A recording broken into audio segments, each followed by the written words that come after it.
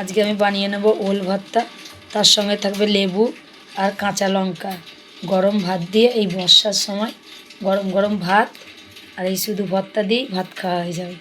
তাই কীভাবে বানাচ্ছি আপনারা দেখুন, খুবই সহজ, তাও দেখুন আর ভালো লাগলে ফলো দিয়ে রাখবেন। ওলটাকে আমি গাটাকে ছিলে নিয়েছি, ছিলে নিয়ে ভালো করে লগড়ে লগড়ে ধুয়ে নেব ভাতে দেওয়ার জন্য। এই যে জলটা কীরকম দেখাচ্ছে, ওর যে কষ্ট আছে, কিছুক্ষণ জলে ভিজিয়ে রাখলে উঠেও যাবে। তাই আমি ছিলে 5 মিনিটের মতো ভিজিয়ে রেখেছি, রেখে আর জল দিয়ে একটু নুন দিয়েছি যাতে কষ্টটা না থাকে, সব বার করে নেব। এবারে এটাকে আমি ভাতে দিয়ে দেবো সিদ্ধ হওয়ার জন্য। আমি লঙ্কা নিয়ে নিয়েছি, ওলটাকে ভাতের সঙ্গে দিয়েছিলাম, সিদ্ধ হয়ে গেছে, তুলে নিয়েছি। এবার কাঁচা লঙ্কা, নুন দিলাম আর একটু সর্ষের তেল দেব,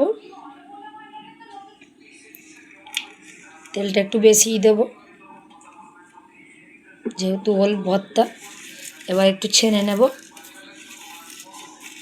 লঙ্কাটাকে হাত দিয়ে টিপে টিপে ছেনে নেব আমি একটু, দিয়ে ওলটাকেও ছানবো। ওলটা খুব ভালো করেই সিদ্ধ হয়ে গেছে, যে একদম একবার হাতে টিপলেই মাখা হয়ে যাচ্ছে। আমি ওলটাকে ভালো করে মাখিয়ে নেব। ভর্তাটা করে নিয়েছি, গরম গরম ভাতে ওল ভর্তা, সঙ্গে আছে লেবু আর কাঁচা লঙ্কা।